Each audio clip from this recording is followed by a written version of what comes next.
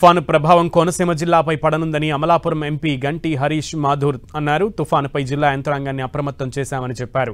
7 మండలాలపై ప్రభావం ఎక్కువగా ఉంటుందని సుమారు 600 పునరావాస కేంద్రాలు ఏర్పాటు చేసినట్లు చెప్పారు. సముద్ర తీర ప్రాంత ప్రజలను సురక్షిత ప్రాంతాలకు తరలించినట్లు తెలిపారు.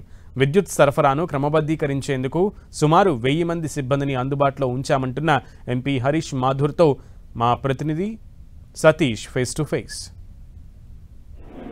తుఫాను ప్రభావం ఉమ్మడి తూర్పుగోదావరి జిల్లాలో కాకినాడ జిల్లా, అంబేద్కర్ కోనసీమ జిల్లాలపై తీవ్ర స్థాయిలో పడనుంది. ప్రస్తుతానికి అంబేద్కర్ కోనసీమ జిల్లాలో ఎటువంటి ప్రభావం ఉంటుందనే అంశం వివరించేందుకు అమలాపురం ఎంపీ హరీష్ మనతో పాటు ఉన్నారు. చెప్పండి, ఈ తుఫాను ప్రభావం ఏ స్థాయిలో ఉండబోతుంది, అసలు ఎలాంటి పరిస్థితులు ఉన్నాయి? అంటే సార్, ఇప్పుడైతే మాత్రం ప్రస్తుతానికి మనం చూస్తుంటే ఈ తుఫాన్ ఇప్పుడు దాకా మనకు వచ్చిన సమాచారం ప్రకారం రేపు రాత్రి నుంచి దీని ప్రభావం ఎక్కువ చూపిస్తుంది. ఇప్పుడు దాకా ఏంటంటే ఇది ఇంకా సముద్రం తీరంలోనే ఉన్న సమయం తాగని దీని ఫోర్కాస్ట్ ఏంటంటే అన్ని వైపుల నుంచి మనం తీసుకుంటాం. చాలా వరకు ఏమవుతుందంటే ఈ సముద్ర తీరంలో ఉన్నప్పుడు కొన్నిసార్లు ఈ ట్రెజెక్టరీ ఇంకో వైపు మారచ్చు. ఇప్పుడు వరకు ఉన్న మాకు సమాచారం ఏంటంటే ఇది మన తాళరేవు మండలంలోని గాడిమోగ సైడు, మల్లవరం సైడు అక్కడ వచ్చే అవకాశాలు ఎక్కువ ఉన్నాయన్నారు.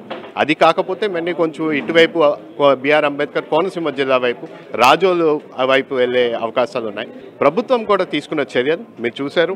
ఏ విధంగా ఇప్పుడు మన కాకినాడ ఇన్ఛార్జ్ మినిస్టర్ గారు, అలాగే ఇక్కడ ఉన్న మన కలెక్టర్ గారు, స్పెషల్ ఆఫీసర్ గారు, అందరూ ఎస్పీ గారు అందరూ కూడా కలిసికట్టుగా పనిచేస్తూ ఇక్కడ ఉన్న స్థానిక ఎంపీ గారు, అలాగే ఎమ్మెల్యే రాజ్యసభ ఎంపీ గారు అందరూ కూడా కలిసికట్టుగా పనిచేస్తూ కోఆర్డినేషన్ చేసుకుంటూ ప్రజలు ఎవరెవరు ఎక్కడెక్కడ సమస్యలు వస్తున్నాయో అవన్నిటినీ కూడా పరిశీలించుకుంటూ కరెంటు వైర్లు తెగిపోవచ్చు, రోడ్ల మీద అనేక రోడ్డు అసలు చెట్లు పడిపోయి అన్నీ కూలిపోయి వెళ్ళడానికి కూడా వీలు లేని పరిస్థితి. సో అలాంటి వాటికి ప్రిపేర్డ్నెస్ మనం తీసుకున్నాం.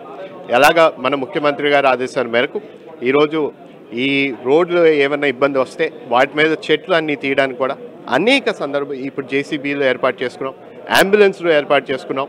అదేవిధంగా కరెంట్ స్తంభాలని కూడా అవి కూడా ఏర్పాటు చేసుకోవడం జరిగింది.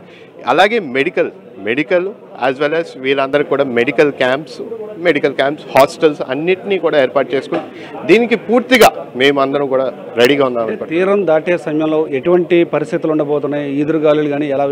అంటే ఇప్పుడు ప్రస్తుతానికి అయితే మాత్రం తీరం వచ్చిన తర్వాత మాకు చెప్పడం వరకు అయితే 90 నుంచి 100 వేగంతో రాబోతుందని చెప్పి కూడా వాళ్ళు అనడం జరిగింది. కానీ ఇప్పుడు దాని గురించి ఇంకా రాత్రి కల్లా దాన్ని ఏ విధంగా మారుతుంది అనేది మనం అందుబాటు చేసుకోవాలి. కానీ మేము అన్ని విధాలుగా ప్రిపేర్డ్ అయి ఉన్నాం. ప్రభుత్వం అది మాత్రం మీ అందరికీ తెలియపరచాలి. ఎంత స్పీడ్ అయినా సరే అక్కడ అయినా ప్రతి డ్యామేజ్కి ఏ విధంగా మన ఎన్డీఆర్ఎఫ్, ఎస్డీఆర్ఎఫ్ని కూడా ఏర్పాటు చేసుకోవడం జరిగింది. అన్నిటినీ కూడా మనము బాధ్యత తీసుకుని పూర్తి చేస్తున్నాం. ఇది పరిస్థితి ప్రస్తుతానికి అయితే అంటే ఇటు కాకినాడ జిల్లాతో పాటు అంబేద్కర్ కోనసీమ జిల్లాపై కూడా ఈ తుఫాన్ ప్రభావం అయితే మాత్రం పడనుంది.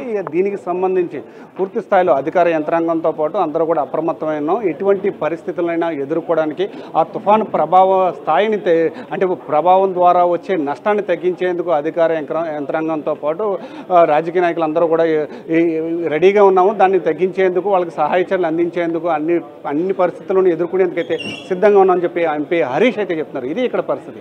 కెమెరా పర్సన్ చైతన్యతో సతీష్, 10 టీవీ, అమలాపురం నుండి.